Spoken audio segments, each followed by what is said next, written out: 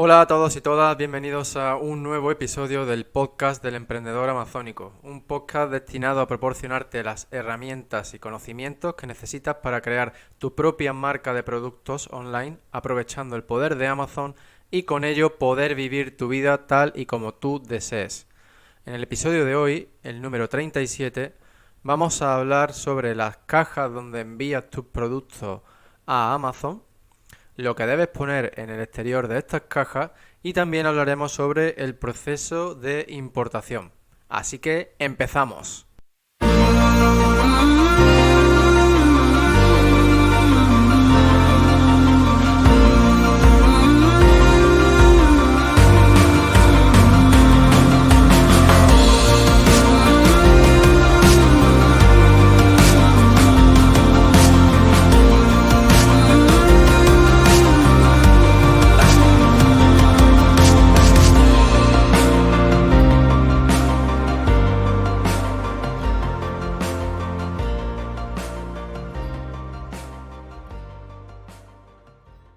Bueno, pues bienvenido de nuevo a este episodio número 37 y hoy, pues como te he comentado, vamos a hablar sobre las cajas que se usan para enviar tus productos desde tu proveedor hasta los almacenes de Amazon. Son estas cajas que se conocen como cartons o master cartons en inglés. Y vamos a empezar hablando sobre los símbolos que se ponen en el exterior de estas cajas. Estos símbolos y estas letras, es decir, esta combinación de símbolos, letras, números, etcétera, se conocen como handling marks, aunque esto podría hacer referencia solo a los símbolos. Entonces también se les llaman shipping marks o carton marks en términos más genéricos. En español se les conoce como marcas de envío, marcas de manejo de carga o marcas de manipulación. Y como te digo, pues son un conjunto de símbolos y referencias que se añaden al exterior de estas cajas, de estos cartons, y que permiten identificar desde el exterior el contenido de la misma, la forma de manejar la caja, quién envía, etcétera. Pues como te digo, también permiten identificar el origen, el número de pedido, el peso, el número de unidades en el interior, etcétera. En la, en la web del emprendedor amazónico, en la página para este episodio, para el episodio número 37, tienes una imagen de ejemplo así en 3D de esta propia caja, así como otra imagen con algunos de los símbolos que se suelen utilizar. Ahora bien, ¿estas shipping marks son obligatorias? Pues algunas sí, aunque los requisitos dependen del país de destino. Pero en general hoy lo que yo te voy a hablar es de la información que debes incluir, es decir, ahora te voy a contar la que es obligatoria y después pasaremos a contar la que deberías poner por tu propio bien y la que yo te recomiendo que pongas, pero que tal vez pues no sea obligatoria, aunque sí muy beneficiosa para ti. Entonces empezamos con la que es obligatoria. Es obligatorio que pongas el país de origen de la mercancía, la empresa responsable del envío, que en inglés se conoce como el consignee. Esto es un campo, es una información que tú ya debes proporcionar también a la empresa de transporte o tu proveedor, es decir, a quien se vaya a encargar de enviar tus productos y se vaya a encargar de la exportación en el país de origen y de la importación en el país de destino. ¿Vale? Entonces este consignee es la empresa responsable del envío y por lo tanto lo más probable es que sea el nombre de tu empresa o tu nombre si tú eres el importador. Otro dato que también debe incluir es el peso bruto y neto de cada caja, de cada carton box. También es opcional que ponga las dimensiones de cada caja, aunque en algunos países te lo pueden exigir. Y también es opcional, pero muy recomendable, el número de cada caja, así como el total de cajas del envío. Por ejemplo, caja número 5 de 20, ¿vale? Entonces ahora, además de la información anterior, pues te recomiendo que añadas lo siguiente. Por un lado, información sobre el manejo de las cajas. Pues, por ejemplo, si estas no se pueden volcar, si no se puede poner peso encima, o si hay que tener cuidado de que no se mojen, material frágil, etcétera. ¿Vale? Como comprenderás, pues todo esto varía de un producto a otro, aunque es muy importante que toda la información que incluya sea usando símbolos internacionalmente reconocidos, ¿vale? Y también, pues nunca está de más que incluya información que consideres necesaria en el idioma del país de destino. No consideres que todo el mundo hable inglés porque puede equivocarte y eso puede dar lugar a que tu producto no sea manejado de la forma correcta. Bueno, ¿y qué más debes incluir en esta información que va en el exterior de tus cartons? Vale, pues el código HS que identifique a tu producto. Esto es un código internacionalmente reconocido que sustituye el nombre de tu producto. Esto es algo bastante importante para evitar sustracciones de mercancía, ya que estos códigos, si bien son internacionalmente reconocidos, no todo el mundo los conoce, ¿vale? Y entonces, pues claro, al contrario que un nombre común para un producto. Bien. Entonces, además, el hecho de utilizar estos códigos para identificar el contenido de las cajas puede agilizar el paso por aduana. Tú piensas que, salvo que sospechen del contenido, pues los agentes se van a fiar de lo que has declarado. Por lo tanto, incluye el contenido en tus shipping marks usando el código HS de tu producto. Otra cosa que también debes tener en cuenta es si vas a enviar directamente a Amazon, es muy importante que añadas el Shipment ID o la identificación del envío que te proporciona Amazon al crear el plan de envío. Es una combinación de números y letras que empieza por las letras FBA en mayúscula. ¿Bien?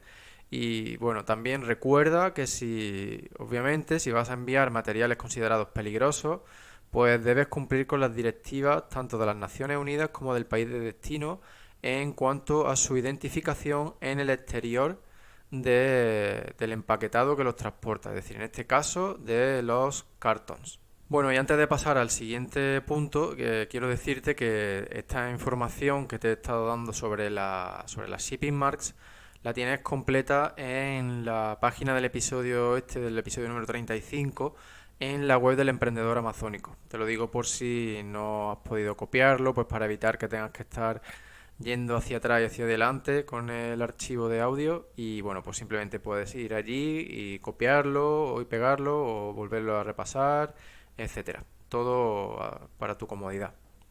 ¿Vale? Y bueno, pues pasamos al siguiente punto que vamos a tratar hoy, que seguimos hablando sobre los cartons. Y ahora te voy a contar un poquito sobre las dimensiones máximas de estas cajas para enviarlas a FBA, ¿vale?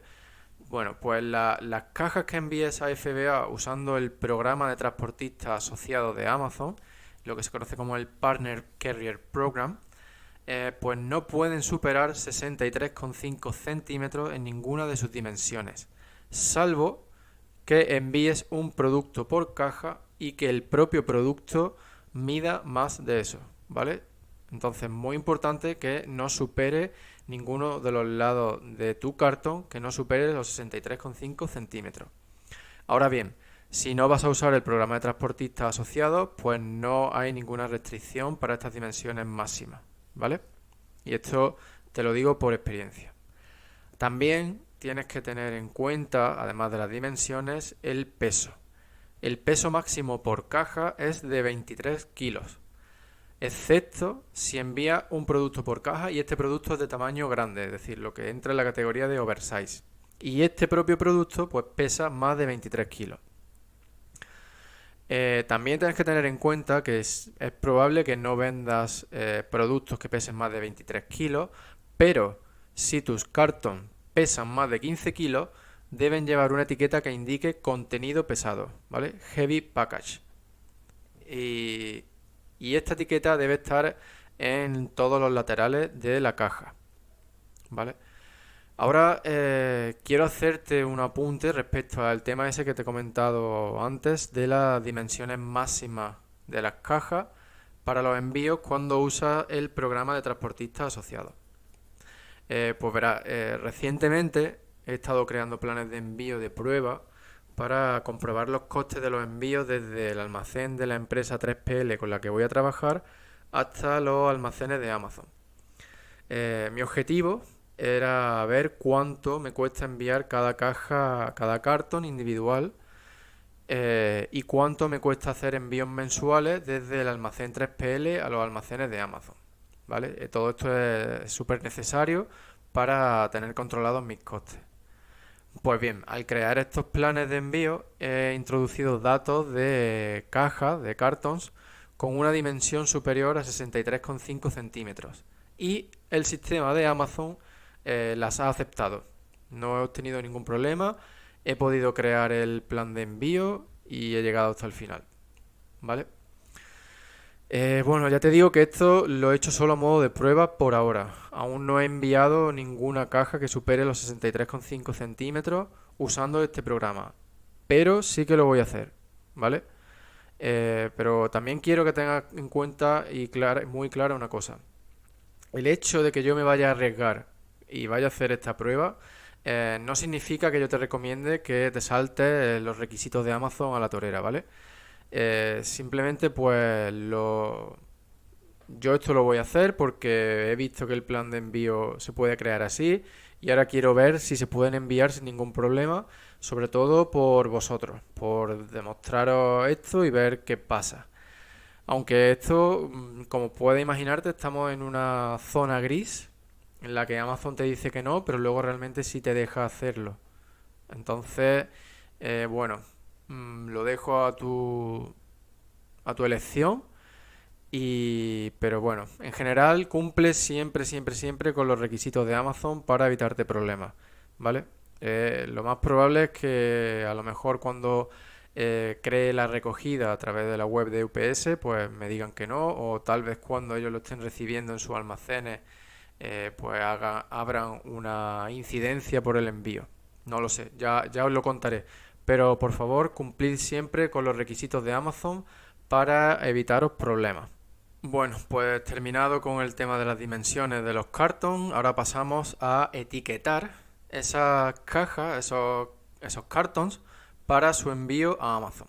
Quiero que comprendas y que tengas muy claro que estas etiquetas no tienen nada que ver con el FNSKU, ni con el EAN, ni con el UPC, ni con ningún otro de esos códigos de barras, ¿vale? Estas son unas etiquetas que se tienen que poner en las cajas y que se generan de manera independiente en cada envío que crees. Es decir, no son etiquetas que tú puedas reutilizar. Cada vez que crees un plan de envío se generarán unas etiquetas que solo sirven para ese envío. ¿Vale? Si quieres aprender más sobre los códigos de barra, te recomiendo que escuches los episodios 17 y 18. ¿Vale? Bueno, pues entonces, como te decía, estas etiquetas de las que tienes que poner en los cartons se generan cuando creas el plan de envío y son únicas y específicas para ese plan de envío en concreto. O sea, si tú por algún motivo borras ese plan de envío y creas uno nuevo, tienes que volver a generar una nueva etiqueta, ¿vale? Ahora bien, estas etiquetas se las tienes que enviar a tu proveedor en caso de que la mercancía vaya directamente a los almacenes de Amazon. Si por otro lado tú recibes primero esta mercancía en un almacén 3PL, pues entonces cada vez que organices un envío desde allí a los almacenes de Amazon, tendrás que crear un plan de envío, generar una etiqueta específica para ese envío y enviarle esa etiqueta a la empresa de 3PL. Si eres tú quien se encarga de enviar desde tu almacén o desde tu casa, etcétera, a los almacenes de Amazon, pues entonces tú eres el responsable de imprimir y poner esa etiqueta cada vez que crees un plan de envío y envíes a los almacenes de Amazon. Nuevamente recuerda que si cualquiera de esos cartons pesa más de 15 kilos, pues tienes que ponerle etiquetas que indiquen Heavy Package en los laterales y en la parte superior. Además, ten en cuenta que si envías palet, estos también tienen que estar debidamente etiquetados con las etiquetas que te proporciona Amazon cuando creas el plan de envío. Y estas etiquetas también son específicas para cada plan de envío. Bien, y con eso pues cerramos el tema de los cartons. Últimamente estoy recibiendo muchas preguntas sobre el tema de la gestión de los envíos desde tu proveedor al destino final, ya sea este de los almacenes de Amazon, un almacén 3PL o tu propio almacén. Así que pues aprovechando que hoy hemos estado hablando sobre los cartons y los envíos a Amazon, voy a repasar un poco el tema este de la importación, los tipos de envío, tipos de transporte, etcétera. ¿Vale? Así que empezamos por lo básico, ¿no? Los principales términos de compra, como puede que sepas ya, son FOB y EXW. Por si no lo sabes, EXW son las siglas que representan a las palabras Ex-Works, y cuando compras usando EXW o Ex-Works, pues tu fabricante, tu proveedor, es responsable de la mercancía únicamente hasta que ésta está en sus instalaciones. Es decir, desde sus instalaciones hasta destino final, tú eres el responsable de esa mercancía y de su envío. Bajo los términos FOB, que significa Free On Board, pues entonces esta custodia un poco se comparte hasta más adelante en el proceso del envío. Es decir, tu proveedor o fabricante es responsable de esa mercancía y de su envío hasta que la mercancía ha sido montada en la nave o en el medio de transporte que tú hayas seleccionado para su traslado al destino final. Es decir, hasta que esta mercancía esté sobre el barco, en el avión o en el tren. Y teóricamente esto hace referencia hasta que la mercancía ha pasado el borde de acceso a este medio de transporte. Como puedes imaginarte, el precio por unidad bajo FOB es más caro que el de XW. Simplemente porque tú tienes que pagar ese envío realmente. Por este motivo, yo siempre pido presupuestos para ambos términos. Y también pido presupuesto a las empresas de transporte para esos mismos términos. Es decir, comparo el precio total de comprar bajo EXW y enviar con EXW frente a comprar con FOB y enviar con FOB. De esta forma, si comprando y enviando con EXW te sale más barato, significa que tu empresa de envíos te ofrece mejores precios que tu proveedor. Porque siempre, como ya te decía, ten en cuenta que tú vas a ser quien paga el envío desde la fábrica del proveedor hasta el destino final, de una forma u otra. Si compras bajo XW, pues le va a pagar o a tu empresa de envío o al proveedor le va a pagar por el envío. Pero si compras la mercancía bajo FOB, pues tu proveedor te va a cobrar más por unidad. Por lo tanto, esa diferencia es el envío desde la fábrica de tu proveedor hasta el puerto de salida, donde se produce la exportación. ¿Vale? Por eso, siempre busca y compara precios de varias empresas. Nunca des por sentado que lo que te ofrece tu proveedor es lo mejor ni lo más barato. Además, otra cosa que tienes que tener en cuenta es que si aceptas lo que te dice tu proveedor sin negociar, suele tomarse como una señal de un comprador con poca experiencia. Así que para evitar que tu proveedor te vea como un comprador poco experimentado, siempre negocia y compara todo. Otro factor importante es que tengas muy clara desde el principio la cantidad que vas a pedir y con ello el tipo de transporte que vas a usar. Con esto me refiero a si vas a enviar un container entero o si no, ¿vale? En caso de que envíe un container entero, pues también que tengas claro si vas a querer un container de 20 o de 40 pies. ¿vale? Entonces, esto en inglés, menos de un container se denomina por las siglas LCL, que significa Less Than Container Load. Y FCL, Full Container Load, hace referencia a un container completo. También puedes encontrarte las siglas LTL, Less Than Track Load, haciendo referencia a lo que antes hemos llamado LCL. Y de igual forma te puedes encontrar FTL o Full Track Load en lugar de Full Container Load. Pero bueno, el caso, cuando empiezan por L normalmente hacen referencia a menos de un container. Y cuando empiezan por F, pues significa full y significa un container entero, ¿vale? Entonces, si usas LCL o FCL, pues como es obvio, va a afectar al precio FOB, ¿vale? Porque simplemente va a afectar a las dimensiones de tu envío final. Por eso, si tú inicialmente piensas que vas a enviar con LCL, pero en mitad de la producción pues decides cambiar de idea y optas por un FCL, por el Full Container Load, pues ten en cuenta que vas a tener que pagar la diferencia a tu proveedor, ¿vale? También ten en cuenta que si optas por la opción del Full Container Load, pues asegúrate de llenar todo el container para que así obtengas el mejor coste por unidad.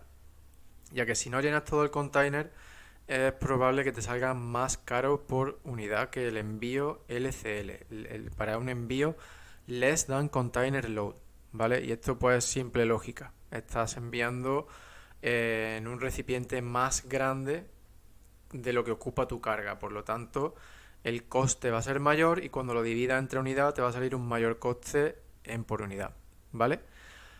Pero hay ocasiones, pues tú ahora mismo podrías estarte preguntando, vale, ¿y por qué voy yo a enviar un full container load si mi mercancía no ocupa todo un container? ¿No? Pero bueno, la realidad es que hay situaciones, por ejemplo ahora con la pandemia, en la que te puede interesar usar un full container load porque la mercancía normalmente llega unos 7 días antes que cuando usa LCL. Y el motivo de esto es porque el proceso de aduana es más rápido. Al estar toda una misma mercancía eh, metida en un solo container. Y es decir, un container que contiene un solo tipo de mercancía. No hay que abrirlo, descargar para que se vea qué cosa hay dentro. ¿Vale? Así que bueno, pues estos son cositas, detalles, algunos pequeños consejos que siempre te conviene saber para preguntársela a tu empresa de transporte, que como ya te digo, pues te pueden ahorrar unos cuantos días en el envío. Bien, pues terminado con los full container y los less than container load, y antes de terminar, vamos a hablar un poco sobre el tema de la importación, ¿vale?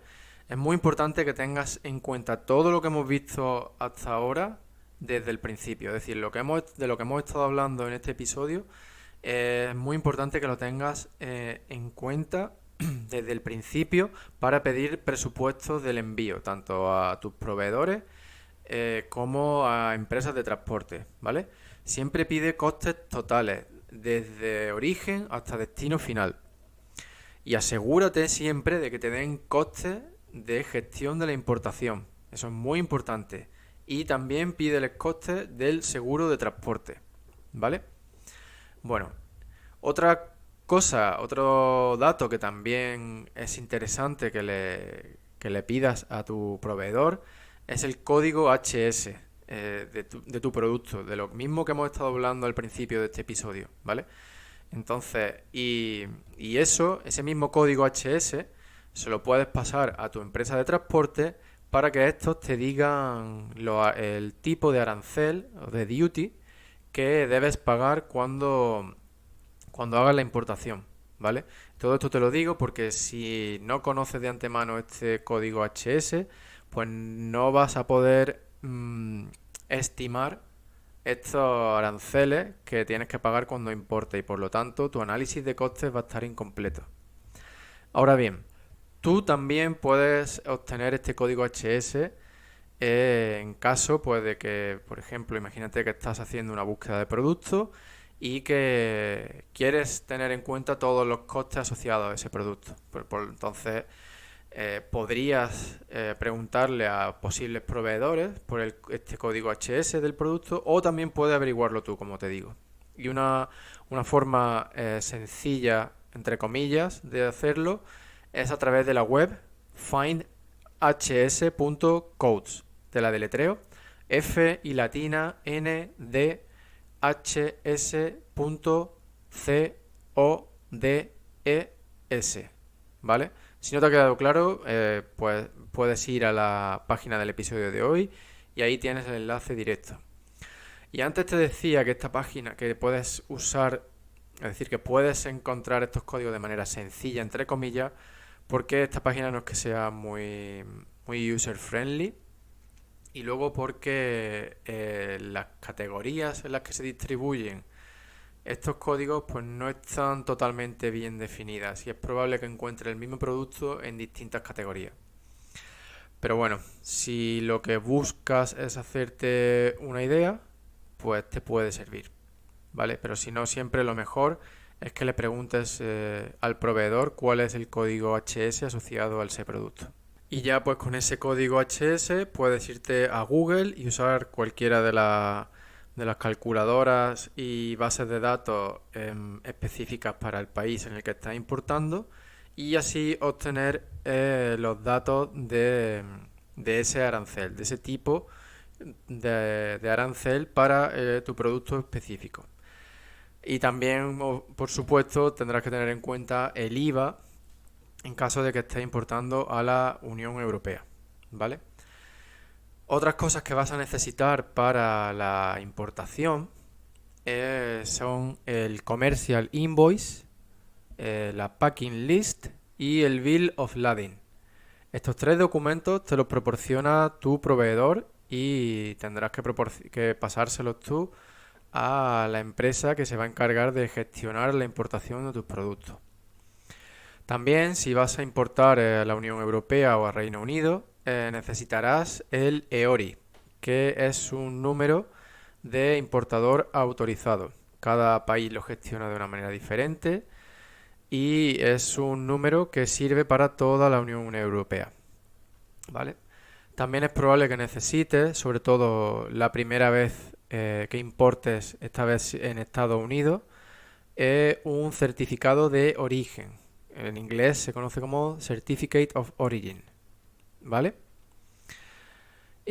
Otro documento que también te pueden pedir, aunque la verdad es que a mí nunca me lo han pedido, es un certificado de fumigación de los palets.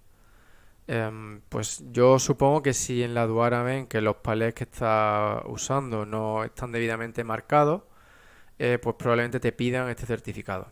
Y esto pues tu proveedor o la empresa responsable de paletizar el envío debería poder proporcionarte este documento. Así que ante la duda, si estás enviando palets, pídeles estos documentos, este certificado de fumigación, por si una vez que lleguen los palets a la frontera, a pasar la aduana, te los piden para que tú ya estés preparado y así pues no tengas que andar con reacción y dar lugar a retrasos u otros problemas, ¿vale? Y bueno, pues si envías cajas y paletizas en destino, es decir, una vez ya pasada la aduana, pues no te tienes que preocupar por este certificado de fumigación. Bueno, otro aspecto que yo creo que no haría falta ni comentarlo, pero bueno, voy a repasarlo aquí para que lo tengas ahí en la mente. Es que si importas productos que puedan ser considerados peligrosos por el motivo que sea, pues necesitarás también lo que se conoce como Material Safety Data Sheet, ¿vale?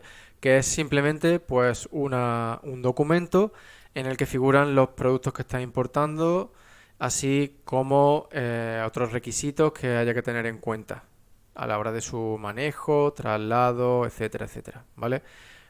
Nunca he importado productos peligrosos, así que no te puedo dar más información basada en mi experiencia, pero bueno, si lo vas a hacer, obviamente infórmate hasta el más mínimo detalle antes siquiera de comprarlos al proveedor, ¿vale? Como ya te digo, el proveedor y la empresa de transporte pues pueden orientarte en este sentido, pero siempre recuerda que el responsable eres tú. Así que, como ya te digo, haz los deberes e infórmate por adelantado. Otro documento que vas a necesitar si importas en Estados Unidos es el Customs Bond. Esto se traduce literalmente como un bono de aduanas. Y es un documento que garantiza a la Administración de Aduanas de Estados Unidos que ellos van a poder cobrar todos los impuestos, multas, etcétera, que apliquen, incluso si el importador, es decir, tú, decides no pagarlo, ¿vale? Entonces, esto es como un tipo de seguro, pero que tú tienes que adquirir a un emisor de este tipo de bonos, que es el asegurador. Obviamente, si tú no pagas estos impuestos, multas, etcétera, pues será ese asegurador el que los pague por ti a la agencia de aduanas. Y luego, pues como es lógico, ese asegurador te lo va a reclamar a ti, además de intereses, etcétera. ¿Vale? Entonces, con esto espero que te haya quedado claro que son estos Customs Bond. ¿Vale?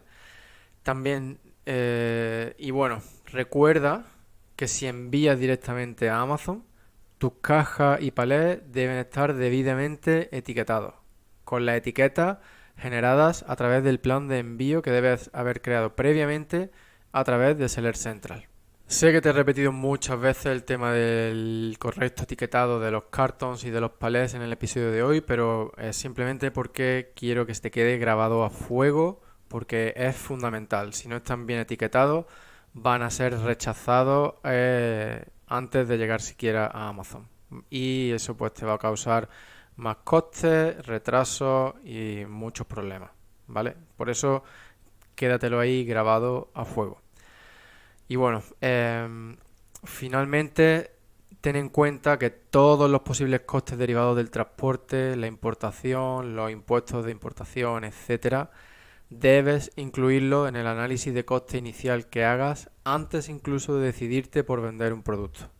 Tienes que incluir todos los costes desde el principio para evitarte sorpresas desagradables, como que, por ejemplo, tu producto no tenga beneficio y que resulta que tú estás pagando por venderlo. Y bueno, con esto ya sí terminamos el episodio de hoy. Muchas gracias por dedicarme tu tiempo un día más. Espero que te haya gustado, que te haya resultado útil, a pesar de que ha sido un episodio más largo de lo habitual, pero bueno, llevaba varias semanas sin poder publicar por trabajo y otros temas y pues quería volver con bastante contenido y sobre todo con contenido que es fundamental que controles hasta el más mínimo detalle. Así que bueno, pues de nuevo muchas gracias por prestarme tu atención y estar aquí una vez más.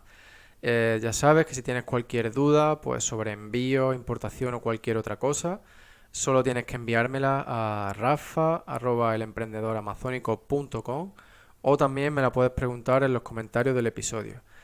Aunque si me la envías por correo, seguramente la contestaré antes que lo que tarde en ver los comentarios. Y bueno, pues antes de marcharme, quiero recordarte que si te unes a la comunidad del emprendedor amazónico a través de la web, obtendrás acceso a todo el material adicional que he creado hasta ahora y que voy a seguir creando. Por ejemplo, podrás descargar una checklist actualizada 2020 con los diferentes pasos que debes seguir para crear tu negocio online usando Amazon. Además, también tendrás acceso a una plantilla en español e inglés para contactar a proveedores y otra para crear tu propia email sequence.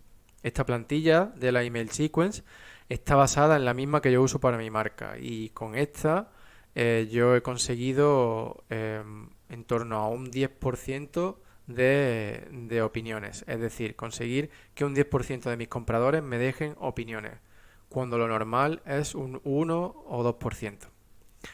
Y por último, pues también tendrás acceso al grupo privado de Facebook que he creado solo para los miembros de la comunidad. Como ya te digo, solo tienes que visitar la web del emprendedor amazónico en www.elemprendedoramazónico.com y unirte a la comunidad a través de la barra que hay al pie de la página. Y ya sí, pues muchas gracias de nuevo por estar ahí un día más, por dedicarme tu tiempo y recuerda, no dejes de soñar pero no pares de actuar. Ponte en marcha y empieza a crear la vida de tus sueños. Nos vemos en el próximo episodio, que tengas un gran día y un fuerte abrazo.